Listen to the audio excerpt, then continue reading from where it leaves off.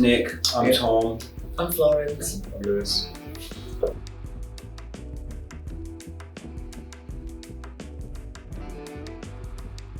Yeah, I mean, there's probably quite a few I could choose actually, but I probably will go for an album called Bright in the Corners by Pavement, which they were kind of derided at the time for that being a bit of a sellout album. But you know, when you're sort of 14, 15, you just don't see it that way. And I think I grew up in the era where I just missed Nirvana, just about. I had a tape of it, but by the time that I was listening to Nirvana, everyone was listening to Nirvana. And it kind of just didn't feel special to me. Like I just didn't connect. I didn't really connect then with how heavy and aggressive it was. I like the songs. Everyone loves Nirvana. Don't get me wrong, but it didn't feel like it was for me. If you know what I mean. When Pavement came along, it felt like it was music by nerds for people that just don't fit in anywhere. And you know, he had this kind of like sarcastic, diffident singing style. He's like Stephen Malthus's guitar playing was kind of wonky and wrong.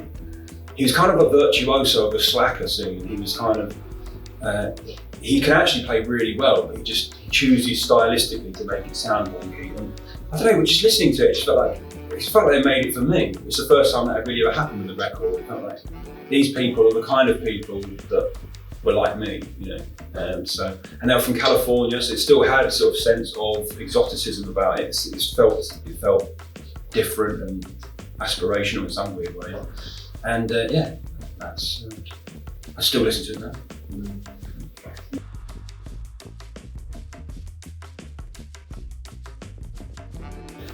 now.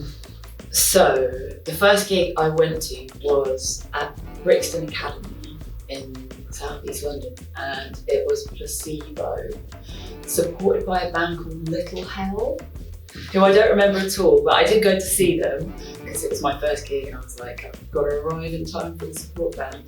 And I think it was in like 2002 or 2003, something like that. And I was just like a huge fan. I was really into them. I think their first 3 albums probably. I mean, I still love those albums very much. Like I listen to them quite a lot, especially recently.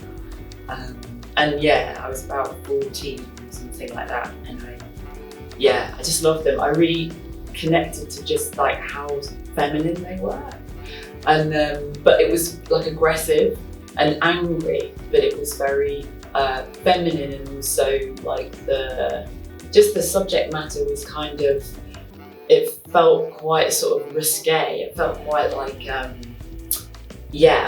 about adult stuff that I didn't quite know about yet, but was quite excited by the thought of. So yeah, they were like perfect for me when I was like a 14-year-old girl. So yeah, that was my first show.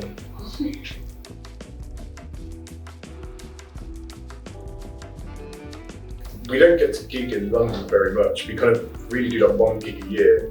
But recently, to celebrate the new album coming out, we played in a small club, Audio, which is really cool. Like, even though we all live in South East London, we never really played in South East London. Like, all our gigs used to be just in East London, and I guess our next headline show is South London, but that's a handful of times we played in South London. Yeah. So it's really nice that there's a venue in South London where gigs are happening, like small gigs, and we have really played a lot more. It was around. It's only a year old. We kind of opened almost in the pandemic, weirdly. Yeah. It's kind of a basement. Yeah. Yeah. It feels a bit industrial somehow. Yeah. Like just how it looks inside.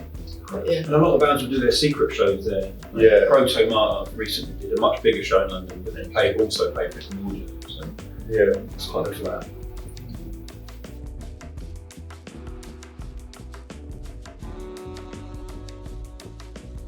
Definitely prehistoric. I think if I had a time machine, it probably the last thing I would be doing is probably going to watch some music, probably. But that's, I don't want to undermine the question. Sorry, that's really. Let's start again. I don't know what you would do. Yeah, I would probably go to see the dinosaurs or something. I do all this stuff, but I'd also take in some culture. So I would I would really love to go to like. I see Mozart, I'm sure. I mean, that would be amazing. Can you imagine? That's a much better suggestion than what I was going to say. But I would probably go to the Warehouse Club in Chicago, and Chicago is like a really special city for us. We really love it there. We've been fortunate to play there a number of times. And the first time we came through there, we did a residency. We played 2 nights in a row.